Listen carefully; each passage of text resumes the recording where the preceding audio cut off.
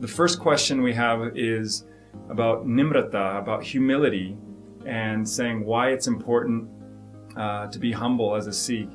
And then they further ask, well, isn't it a sign of weakness? Shouldn't a Sikh be strong and dominating? And we say, Raj Karega Khalsa. And how can this be possible if we're being humble and what they say is submissive all the time? Problem is, people don't understand what Nimrata means. What does it mean to you to be humble? Does it mean you pretend to be humble? Does it mean you act humble? Does it mean you try to make the other person think that you're humble? What does it really mean? It's an inner process. It has nothing to do with how you interact with other people. It's really the act of being humble before the infinity of the universe. That feeling of awe which you have when you experience the presence of the infinite. That feeling you have when you lie on your back and look up at the stars at night and you realize the vastness of the universe and how small each of us is. That humility is an inner humility that comes from your own relationship with God and Guru. It doesn't have anything to do with anybody else. And when you feel that love, it's rooted out of love and out of joy and out of an awareness of the magnificence of God. And when you anchor yourself in that feeling of wonder, and you feel yourself and how small you are compared to the magnitude of creation, that humility is something that's rooted inside of you at each moment. It has nothing to do with whether you're aggressive or submissive. How you behave with other people depends on the needs of the moment. Because ultimately, it's not you, right? You're standing there, something is happening, and in that moment you're acting in the way that you need to act. Right? That's what God's will is. So the question presupposes a contradiction that I don't believe exists at all. I think there's kind of two different points that are being brought up here, and one is humility and one is kind of a macho, kind of aggressive type personality, which is very common. Like when I watch some of the, Punjabi or Indian movies, they have this very like, like this like angry kind of like aggressive kind of outward kind of appearance. And then so when people think of humility, oftentimes they think of like, meditation, quiet, just like a saint sitting there. And so that's, I think sometimes when they think of somebody who's very humble, he's a very quiet,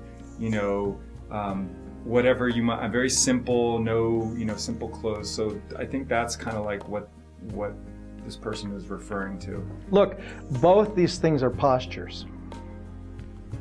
It's a posture to be quiet and soft all the time. It's a posture to be aggressive and forceful all the time. The Guru says we're all puppets on strings, and God pulls the strings.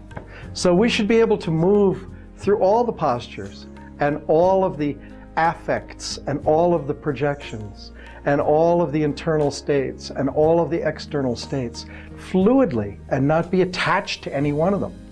The problem comes when you say to yourself, I'm strong, I'm macho. The problem comes to yourself when you say, I'm very humble, I'm very soft. All of this is a self-image. It's a self-image, or it's the way you want to be perceived by other people. All I'm saying is this: let all of that go. There's no such thing as a person who is, acts saintly all the time. And there's no such thing as a person who is in a state of aggression and fighting all the time. Everybody has many states of being. You should be able to move into the state that you need to use at that moment to do what needs to be done at that moment.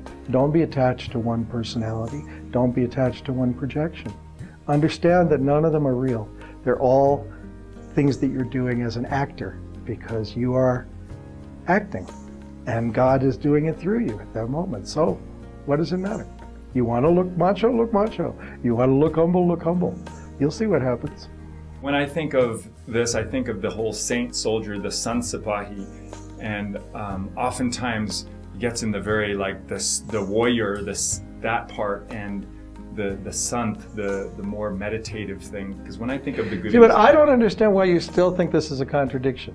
I don't think it's a contradiction. Okay. I'm just saying that oftentimes Sikhs will be more in the warrior state, the warrior kind of. Okay, let's discuss warrior state. Warrior state. That's in Punjab, right? Look, you know, when the Khalsa were about to take the battlefield, Guru Gobind Singh Ji would talk to them and he would say, look, if it's your day to die, you'll die today. If it's not your day to die, you won't die today no matter what you do. So you can run off the battlefield, you can go hide somewhere, and you'll still die if this is your time. You can charge against 20 enemies at once, you know, and you can come out without a scratch on you. So the consciousness of a warrior has nothing to do with, you know, that projection of fierceness. It has to do with fearlessness and understanding that you've been called on at this moment to do this duty, and this duty requires you to be fully present in the moment and act. And God acts through you, through your arms, through the sword you're holding. In that moment is not you.